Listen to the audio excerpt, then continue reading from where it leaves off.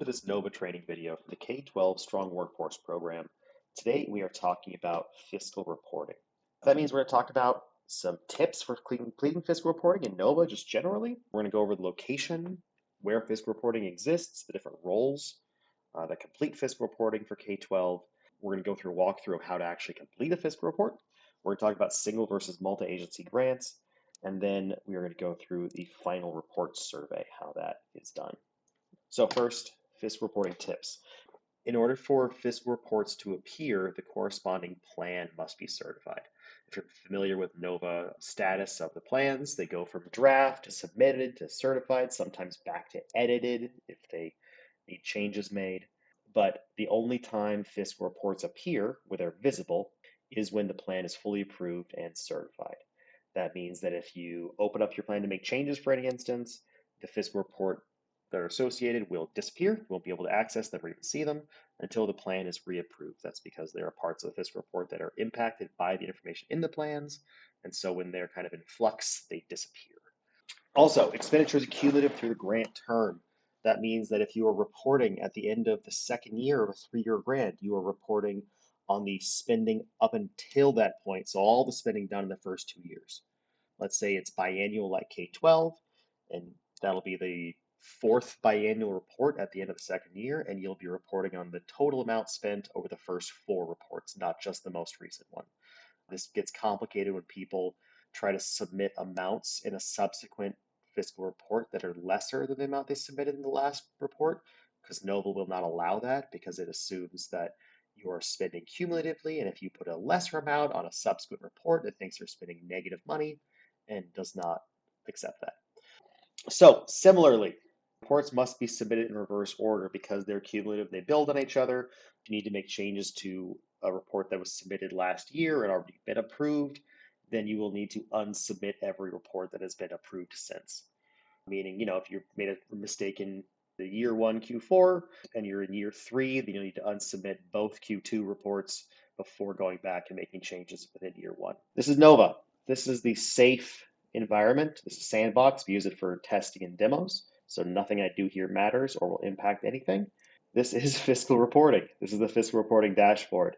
You find it by going to K12 SWP in the program side right here, clicking on that, and then clicking on fiscal reporting. There are filters that are really helpful to actually figure out what you want to do, because we're talking about 6 or 7 rounds of this now. So choose the right year, choose the right region, institution if you want. There we are. And then that's one way to find them. This will take me to this fiscal report. The way I prefer to find them, for the most part, is if you look at the Preview and Submit tab right here on your actual plan. I'm in the Plan section now. And if you click on the Preview and Submit section and see this Fiscal Reporting button, that is a nice shortcut to go directly to the fiscal reporting for this particular plan. That's useful. I tend to like to have bookmarks for plans that I'm working on. So if you already have this page bookmarked, then this is a nice, easy shortcut to get to the fiscal reporting quickly. You also notice that when I click the report or click the link from the plan side, it takes me directly to the latest fiscal report that needs to be approved. So this one is pending approval right now, which is why it took me right here. All right, now let's talk about roles that do fiscal reporting. There's 3 general roles that complete fiscal reporting in NOVA. There are others, but these are the 3 main ones. So project lead, this is a required role usually associated with the lead agency. You cannot have a plan without a project lead. Project lead can do everything. They can edit and submit plans, and they can edit and submit all fiscal reports. That is different than the others. Project contributing reporter is required for every partner agency. So if you have partner agencies, in addition to the lead agency, everyone has to have a project contributing reporter role. You can also have this role for the higher ed and collaborative partners, but it's not required.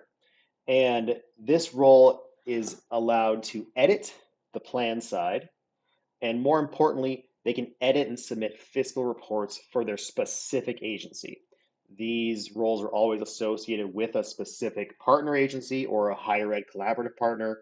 And when it comes to completing fiscal reporting, they have only access to edit and submit the fiscal reports for those specific agencies. Now, some K-12 plans have, like a dozen different type or different agencies and multiple types. So you could potentially have a lot of these people contributing to the same plan. Similarly, if you don't want to give people access to the planning side, if they're just going to be doing fiscal reporting, we can also use this role, which is an optional role. And this is also agency specific, just like the project contributor and reporter. These people just have the ability to edit and submit fiscal reports for their specific agency, whether or not it's a partner, the lead, or higher ed partner. They can only edit and submit stuff for those agencies. Usually this is someone in the budget office that doesn't have any role in the planning side, but that is another optional role. But these three roles are the leads for any sort of fiscal reporting on the K-12 side. So let's talk about how that actually looks in practice. So you can see this is a relatively simple fiscal report. It has one district on it. This is from 21, 22, and they have completed all but Q4 and the final report. So you'll see that this is cumulative, meaning that these amounts, like I mentioned here, are what they've spent to date. They've spent about 700 of the 927. You'll see that the amounts in Q2 carry over to Q4 to serve as a baseline for what is being spent here, because if I try to reduce the amount, let's say if I try to pull that by 50 grand, Nova is not going to let me. It's going to make me spend at least 151,585 because that's what was spent as of Q2, and going backwards does not make sense with cumulative reporting. So put that back. So if I was ABC and I was coming in here to complete my last round of fiscal reporting, let's assume they're going to spend most of their money. And let's assume they're going to spend up to their budget that they have set. Right? So I'm just going to go ahead and increase these to the budget amounts. And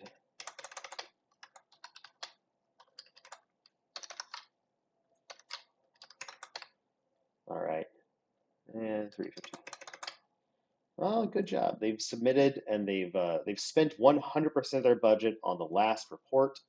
If they needed to make budget modifications, if these amounts were actually a little bit too low, if they spent more than 10 grand on certified salaries for this, institution, then they could change their budget before submitting this, which is what they would have to do, because if I do try to put 12,000 here, it does not like that. Tells you the maximum value is 10,000. That's what the budget is. So if you need to change that budget, go refer to the budget modification video, make some modifications to the budget, and then it'll allow you to report the actuals. But in this case, you see we followed our budget. We spent all of our money, probably increased the grant amount.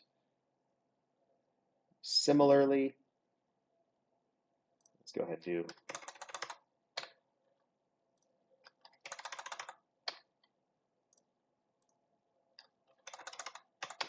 big round numbers. All right. So we've used most of our here. All right. We have now exceeded our match amount. You'll see the budget match remaining is negative 210. That means we've exceeded the amount we needed to put in by 210, which Nova will not stop you. You're allowed to overmatch. It's never a problem. And now we're going to upload your grant match supporting documentation. This is usually a detailed general ledger, and be sure to include the period covered in the comments below. Nova doesn't actually validate you've uploaded anything specific, but I have now uploaded something, and it will now let me submit this report. So this is a very simple one, right? It's only one agency. We updated the budget. We said that progress is planned or progress is delayed. If progress is delayed, then we have to explain why, and then we can submit. So pretty simple process for a simple one agency. Hit submit. And once it's submitted, it goes to the regional consortia for approval, which once they submit it, which I made myself in Sandbox for the purposes of training, once they submit it, you're done. And that's essentially the very quick process for completing a fiscal report. Now, I did this as the project lead. There was no need to worry about roles in the single agency report because the project lead does everything. But let's look at a more complicated one. And this is an example of a report that's a little more complex. 5 different agencies on this one, all of which are funded with grant dollars, and all of which have match contributions as well. So in this case, the practically the project lead does have the ability to do everything. They can come in here, they would see what I'm seeing. That's the role that I'm looking at right now. And the project lead has the ability to essentially edit all of these for every institution, complete reports, update amounts, 2000, do match amounts, right? They have the ability to essentially do all of it for every institution as project lead. In this case, you start getting more of that project and contributor reporter role coming through. And remember, the project contributor reporter or the institutional project fiscal reporter both have similar roles. They're all specific to an agency. So if you are a project contributor and reporter for San Gabriel Unified and no one else, then you would not be able to edit any of these fields or this or upload anything here until you come down to San Gabriel, which is down here, and then you'd be able to essentially complete and submit this section right here, which we'll just go ahead and do. There's a couple parts to this. You both have to, put the financials in, how much was spent, cumulative, of course, how much was contributed by match, also cumulative, and then K12 requires some sort of document upload. Most colleges in this situation use the general ledger that is preferred by the regional consortia, the detailed general ledger, and be sure in the additional comments portion in the bottom of the survey to include the period covered by that documentation. Now that I've completed the survey portion and uploaded a document, I can submit this part. And then if the project lead wants to do the rest of them, the project lead can do the other 4, or the project contributor reporter / project institution fiscal reporter roles could come and submit them for their individual reports as well. But you can see it all has to be done 4 times. It's a bit of a pain,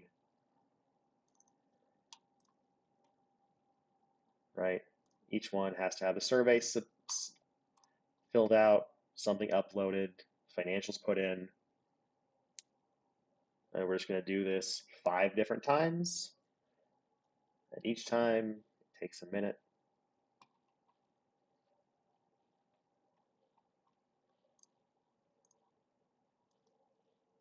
Sure.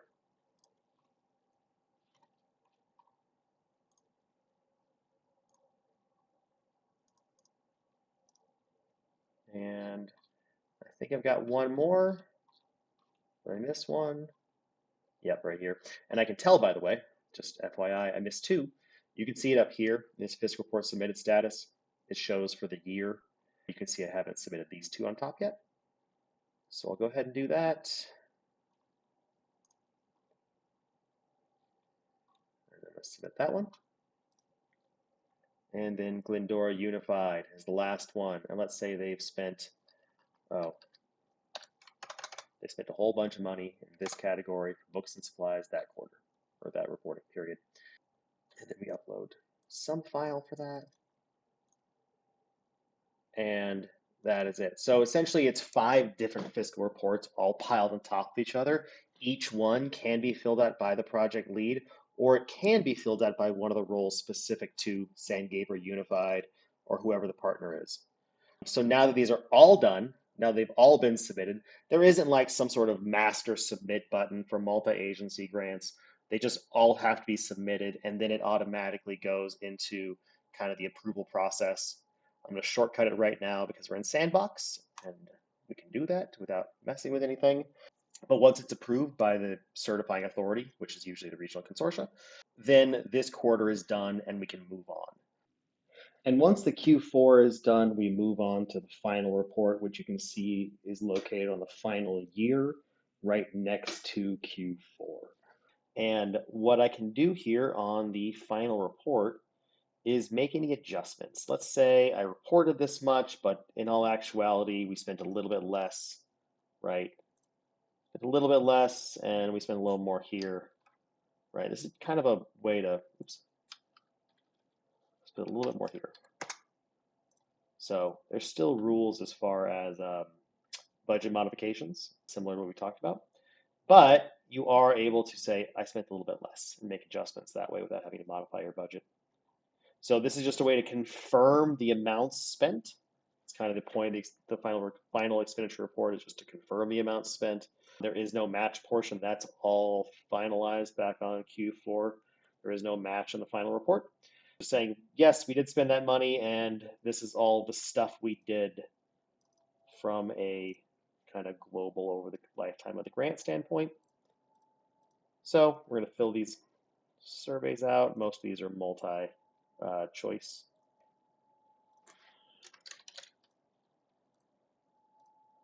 You'll notice that other makes me explain it.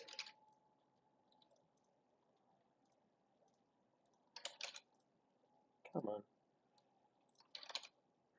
And once I am done filling out all of this report as either the project lead or the project contributor reporter roles, I can submit. And once both of the two agencies submit their reports, you'll notice it automatically goes to this approval status again. The regional consortia, which now I'm operating as, usually it's different than the project lead, would approve, or they could request changes and kick it back, but they would approve and it's done. Now, if they did want to request changes, I'm just going to decertify this real quick. They did request changes, they can click this button and say, hey, we want to make changes to specifically this one, and let's say more info on section on question 10. Whatever it is, we want changes to the final report. They can kick it back and it'll send a note. It'll drop it back into draft mode. Specifically, the one they requested changes to, you'll notice that this one is still submitted because they didn't request changes for that one. But we'll go in here and make any changes. They said to change question 10, which is here. Hey. So we've added some more detail and we hit submit. And let's say this time they approve it. And this particular grant is now done, completely done.